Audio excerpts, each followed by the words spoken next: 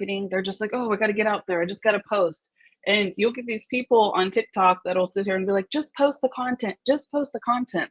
That's great. Okay. But it can go a wrong way. Let me explain.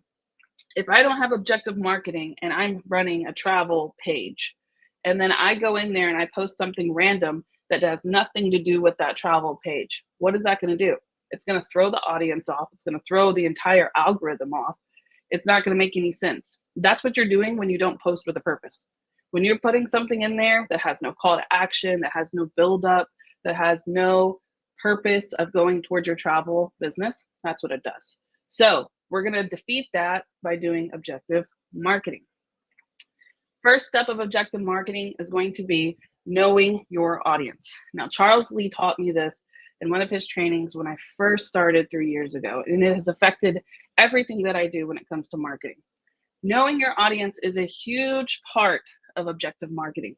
Marketing without knowing who you're talking to equals wasted time. So here are 3 key audience types. So first off, the hot market is the one that you're closest to. That's going to be your family, your friends, and your close network. Okay. Those can be the, hey girl, I just found out about this deal we're interested in. Da, da, da. You already know these people, right? The warm market is going to be everyone on your social media page and any past leads that you may have worked with, like referrals or anything like that. That's a warm market because they already know what you're doing. Then the cold market is considered total strangers. These are going to be pulled in through ads, referrals, SEO, and anything that they see like on their For You page, anything like that. That's a cold market because they're not trying to find you. They don't know what you're offering. So these kind of messages are going to be different. You can't follow with the, hey, bestie, I just found this deal for you here. It won't work here because they don't know who you are. So let's talk about that. Matching your message to your market, right? A hot market can have a personal, heartfelt, and casual kind of introduction. Now, when you're marketing, and we're marketing objectively, we want to tailor at least 1 or 2 posts with each one of these because we're going to want to hit every single market, okay? So one of your first kind of posts can be like a personal, heartfelt, casual post. The next one needs to be educational with a solution focus, confident, you're nurturing them, right? So this is how we're going to pull them in. This is how you're going to convert them. You're showing them your personal side. You're building that trust a little bit. You're solution focused with your knowledge content. I always tell you guys, if you ever attend my trainings, the best way to be a travel advisor on social media is to educate. As long as you can be solution focused and confident and nurturing, as by teaching them this, you are caring for them, right? Then you're going to come in with the last part, which is kind of like the sell that's going to drive them in, right? Professional, value-driven, credibility building, right? Okay, here's this deal. And I do this a lot when I'm on my social media. You will see a personal post. Then you'll see a solution like travel tip, travel hack, right? We're carrying a central packing list. I'm building it. And then boom, Royal Caribbean deal. Excuse me, 1 second.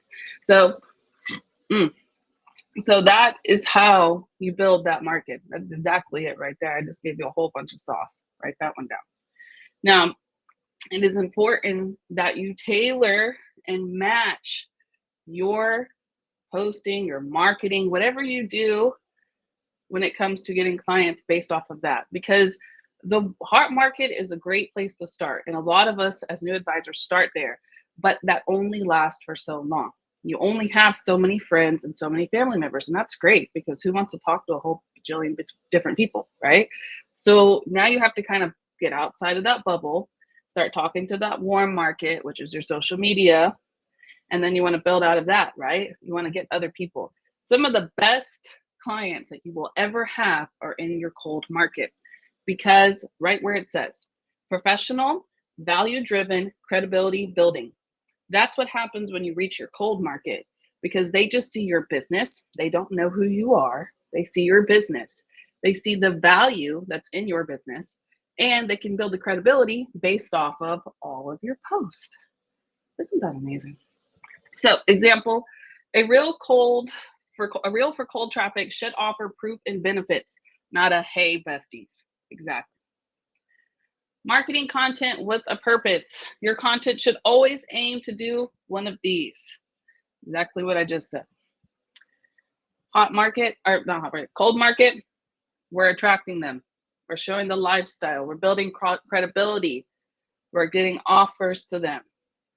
Then we're engaging. That's going to be our warm market. We've got polls, questions, behind the scenes, kind of, this is what happens when you book with me. This is how I can take care of you. We're nurturing them. We're getting their opinion, right? And then converting it. That's going to be obviously your hot market. How can you entertain them? Testimonials. They love to see that other people are working with you. Live limited time offers. They love to see that you can get them exclusive deals. That's exactly, think about your friends and family. What do they want to see? Other people supporting you, right? Those cheap deals, that's what they're looking for. We know those people. And then clear call to actions. DM me to book. This is how we close the deal right there with that call to action. But you guys get the idea, right? This is how you should tailor your content. So every time I post something, I always do this. Ask yourself, what do you want them to do after this post? Every time you make a post, if you're content creating in your scheduler, what is the purpose of this? Why are you doing this? What do you want your audience to do with this? Is it clear that your audience understands what to do with this? If you have yes to all of those, continue, right? But if not, you need to reevaluate your marketing content. And that might be why it's not working, because you're missing one small part of this. Marketing call to action examples. I've got you. You're probably wondering, well, how do I close it? What am I putting? Okay. Every post needs to have some kind of call to action. Now, most of us put link in bio. That's fine. Okay. I'm not against that, because Instagram, you can't put a link in there. TikTok, you really can't put a link in there. Sometimes if you're a business account, but for the most part, you can't, right? You have to have the link in bio, which I highly recommend putting your link tree. Highly, highly recommend. It's a great way to have everything stacked. I have a training somewhere on my YouTube for it. It's great. But also put a link in bio if you want. Link in bio or DM travel for the link. Now, one thing great about Linktree as well, Linktree has an autoresponder on Instagram. So if I were to put DM travel for link, guess what Instagram will do? Send that person a DM with the link to book. Did you know that? Okay, cool. Watch the video and book your call now. You can do that one. Comment cruise to get today's deals. Do you understand that it has a call to action? So that means that it's telling them what to do with this post. You've seen the post, watch the video, and book your call. Ready to make money planning vacations. Well, this one's for travel, for team building. That's fine. Join the next info session. Okay. I guess we all need call to actions technically, but let's continue. Now that we have went in and we've gotten the lead, we did all that marketing with the purpose. Yeah. And now we need to kind of go in there and close the sale, right? We have to, first of all, I'm going to tell you, you got to wow them. You're going to have to wow them.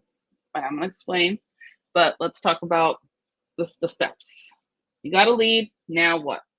First of all, you're going to follow up with confidence immediately. I highly recommend, as soon as you get that message, I want you to send a text. If anything, you don't have to call, just send a text. Hey, Shannon, thank you so much for your inquiry. I'm going to get started right away. I should have it to you in 72 hours or 3 days, whatever. I don't care what you put. Something like that. Okay. Chat GPT it for all I care. Just, you need to respond. You don't want them to lose interest. So you need to keep them anticipated for something. Now, if you get this lead and it doesn't make any sense to you, ask the questions inside that confidence follow-up. Okay. Ask them, okay, what about this? What about that? This is good. They want you to ask questions. Please don't ever be afraid to ask so many questions, because when it comes to booking travel, I'd rather you ask questions than assume. Always, right? Now, the next part, this is where you come in as a travel advisor and you are going to be different from everybody else. Do not send them an Expedia Tap quote and have a great day. You can, right? They technically can. But this is going to give your availability to go in, personalize, customize, design the trip, give them everything that they're looking for, and give it to them as a recommendation. Maybe one or two, three options, right? That is the biggest deal to me. I feel like this part honestly is the biggest one. I have had this, I used to have this one friend of mine. She would price quote me for a while and she never would close the deal. But then I started doing my Canva presentations. If you've ever seen them, they're in previous trainings. I have a whole beyond the quote, creating a Canva presentation that you can watch, and I give you the template. But I sent that to her and she didn't even look at the price. She didn't even price match it. She didn't even care. The presentation was so nice in itself. She replied back with, oh, wow, that was actually a really beautiful presentation. I wasn't expecting that. And that's what helped close the deal. Now, does that always work? No. But it's going to make you different from every other travel advisor because people don't want to book with Expedia anymore because they're tired of having to call. They're tired of having to do it all themselves. So you have to go in as a travel advisor and do what you're supposed to do and be different from everybody else in your own way so that you can easily come in and do the last part. Now, technically today, we're going to go over the last part, right? But don't ever skip the third one, please. So let's dive into exactly how to close the deal. So at this point now, you've given your lead the quote and you're following up with them. Let's talk about the 4 different types of closing techniques when you do the follow-up. Now, I like to talk about the 4 ones. These are technically just a sell thing, but this is a great way to kind of transition it, but also at the same time not be like salesy about it. So assumptive close is the first one that we typically do. Let's get locked into this today, right? Now, that could also be like, oh, at the end of your response, let's go ahead and get this booked for you. Don't ever ask them, do you want to book this? Don't ever ask, is this what you like, or something like that. Like, you just don't want it to be like an open-ended question where they can go in and just change their minds. Automatically assume they're going to book it. When you're talking to them about it, assume they're booking it. Always. So in that, we go in and we say, let's get this locked in today. Next one is the urgency close. So that's important. I always, if you see me ever at a point where I will put a mock booking out, you will see at the end of that mock booking where it says only 4 rooms left at this rate, or only 6 rooms left and it's going to sell out. I do that for a reason. I do that because I want them to really think, oh, I got to book this right now. Now, is that actually the case? No, right? No. Now, sometimes it is, sometimes, but I'm not going to ever put myself in a spot where if I'm doing a booking, I'm not going to book and there's only 1 room left unless it's like really what they want, right? Like, I'm going to make sure there's a few rooms, but I want to go ahead and do that urgency close. Even if we don't do the 4 rooms left, hurry up and book this because the price is going to change. That works too, right? Something that's going to make them want to go in there and assume like, all right, I got to book it. Next one, option close. So if you do the part where it's like, okay, here's your 3 options, and then they go, no, I want this option, right? This is another great way. If it's well within their budget, you can go, well, did you want the ocean view? You know, like, okay, this is the resort you want. Awesome. Do you want the ocean view or the swim out? Because you're upselling so you can get more commission, and you're letting them kind of decide what they want by giving them both options, right? But it's giving them that, like, that kind of, I don't know, like a choice. That's what it is. That's what I'm looking for. They have that choice. It kind of gets them in control, and a lot of times clients like that. Lastly, the direct close. Ready to move forward and get this booked. Always at the end of everything that's in there. You want to have that direct, like, just, okay, this is exactly what it is. Let's go ahead and book it. Don't ever assume that they're not going to book, right? And then always directly be like, don't say, okay, do you want to book this? No. Yes. All right, let's go ahead and book this. Okay. Biggest thing is the confidence sells. So I'm going to give you guys a few tips that I've used in the years for bookings that kind of help you close. First of all, always give a deadline. This quote is only good for 24 hours. Always. And I also always put in there that the prices may fluctuate. right? Don't ever leave it like open, like, okay, this is going to last for 24 hours because we know that prices change, especially if flights are involved. So, whatever you've locked it in for, let them know that there's a good chance that this could fluctuate if there's a delay in the deposit or payment. Okay. Next. Oh, this is such a deep one for me. I am an over explainer. I don't know if you guys are, but I love to explain things, especially like when I'm talking to new agents. Sorry. Um, you're probably like, all right, lady, don't over explain. This is a big issue as travel advisors. We can kind of put our own foot in our mouth, is what I think they say, when we over explain. Just tell them exactly what it is, feed into exactly what they're looking for, and leave it alone. Keep it going. Don't over explain it because that puts thoughts in their head and puts questions, and that might make them wait to do the booking. Don't do that. Always match their language. Use language as well that's going to be like, lock this in, and if you're ready, things like that, instead of if you're ready. But always also match their language, especially when you're presenting the quote or closing the deal. Oh, yeah, make sure you know, like in this price, that you have that extra leg room that you're looking for. You do have the handy accessible room, or you have direct flights, exactly what they are looking for to help that close, because you're reassuring and making sure that they are understood and heard. Offer a perk, okay? If you guys, I've told you guys in the past that you guys can get like one free voucher from Marketing Boost. So if you guys don't have vouchers, but I have vouchers and I like to use that as a perk. Or if not, like if you're booking a cruise, a lot of the times, like we will have that Travel Leaders Network like onboard credit that they don't have access to. Make it like an incentive, okay? And then silence is powerful. So make sure that you're always listening. When you get on a phone call and you do your close, listen to what they have to say. Don't keep talking, because that is the most powerful part. They need to be heard and they need to be made sure that they're understood, because they're about to spend a lot of money on this vacation, right? The follow up formula. I always talk about this, and I figured I should throw this in here since we're talking about sales. People rarely book on the first touch. Sometimes you will get people that want to book right away, but there are a lot of people, especially if they're spending a large amount of money, they want to stop and think about it. And that's perfectly fine. So, day one, we send the quote with a strong closing on it. Next, we follow up within 24 hours. If you don't hear anything, if they get a response, then just follow up and say, all right, well, how did the price is going to change soon, so I just want to follow up with you. Next, 2 to 3 days later, hey, were you able to review it? Okay.